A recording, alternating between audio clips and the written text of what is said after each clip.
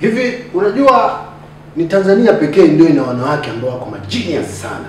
Wewe mwanamke wako wewe mkeo unamwona tu kawaida, yaani unamwona hajui kusoma huyu, ana elimu yoyote, lakini wana akili yao, wana nature yao.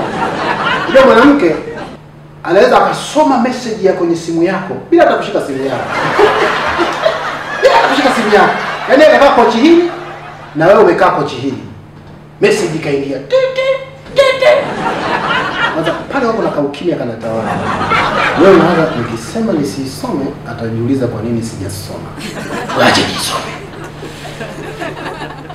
Ukiweza kusoma leo unaondoka unasema ngoja nifike center.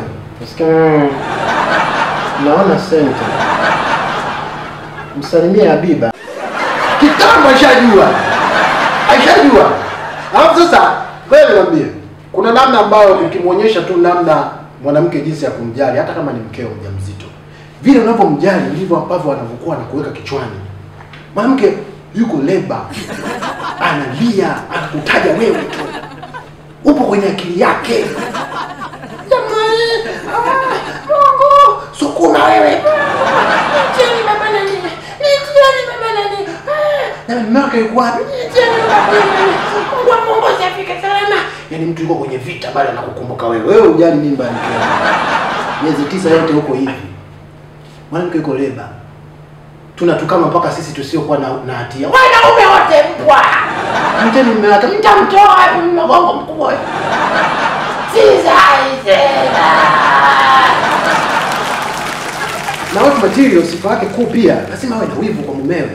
Ushaona ile umeenda na mkeo, umeenda kwenye sherehe. Unafika kwenye sherehe mmekaa, na sisi wanaume huwa tuko kama vile mbwa mwitu. Tunaangalia nini kinaendelea hapa, nani kasahau mzoga na nani turuke. Kwa sababu kuna kwenye sherehe na mkeo pia anajua kabisa huyu mwanaume huyu ndio tabia zao. Basi kitu Mungu umekaa pale wewe unawaza site kule nondo zinatakiwa mifuko 5 ya simenti. Kwa hiyo wanapoingia wale mablighters, unajua mablighters wanakuja wakati mwingine wamewaka kuliko hata bibi harusi. Sasa wewe sio kwamba akili yako inawaza mablighters, akili yako inawaza nondo site kule. Nasikia mkeo. Ona ng'ombe hii. Wewe. Ndio vilivyokuleta huko. Mwanaume. Hii sina mume kabisa. Lakini huo ni wivu. Hiyo sifa ya wife material. Kuna ile namna ambayo unakuta wife material unaweza kumjua hata sehemu ya kula kwenye sherehe. Kama mstari pale, wife material amechukua. Mstari unasogea. Mstari unasogea, anasogea. Lakini kama mtu sio wife material, mwanamke utamjua tu. Kwenye mstari atulii yuko hivi. Wanauliza dada vipi? Huyu mwenye shati la dada yako wewe kaka mstari ni huu. Mstari mstari wako mfupi huo. Hapa wote tuko pamoja. Sisi wote tunatoa. Dada taratibu. Chakula ni chini. Mstari ni huu. Wewe nikushia mwenye shati la dada. Mstari ni huu. Hakuna watu matiri wa namna hiyo. Watu matiri waga anatulia, anajiseti. Anaenda na line.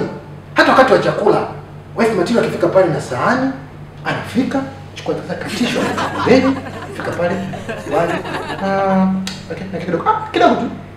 Nenda au hapa kuna maboga, hapana. Kidogo. Samaki, niweke kipande hichi kidogo hichi. Yake shingo tu. Hii shingo tu. Hicho kidogo hicho. Basi. Achukua lake na vimaji, anaenda. Mwanamke ambaye sio material utamwona kwenye foleni ya chakula. Kwanza yani kama vita. Yani kama vile yani kama vile sasa hapo ndio anaenda kula afie hapo. Watu baada ya kesi. Ni mtaratibu vyakula vipo vingi. Foleni ya mabuffet mpaka kule. Kisha chukua sahani kafika hapa. Walimaji weka. Hadi kama alikuwa na huyu, si uniwekee. Ongeza kama wali. Kaka iko leo nimebaki kidogo, watu ni wachache. Niongezee chakula. Si uniongezee chakula. Unajua kama kwenye buffet wao mboga na nyoko serious. Ukifika pale waipelao, weka. Hapo kuna tambi, weka. Aje buffet. Ukifika hapa kuna viazi, weka. Samaki, weka. Unaniwekea futa. Mlitupelekesha kwenye kutumia message za michango. Niweke. Atafika sehemu kwenye maboga unasikia, hiki ni nini? Hii ni maboga. Boga. Okay, anyway, weka. Wewe ni wife material na mbele si wife material.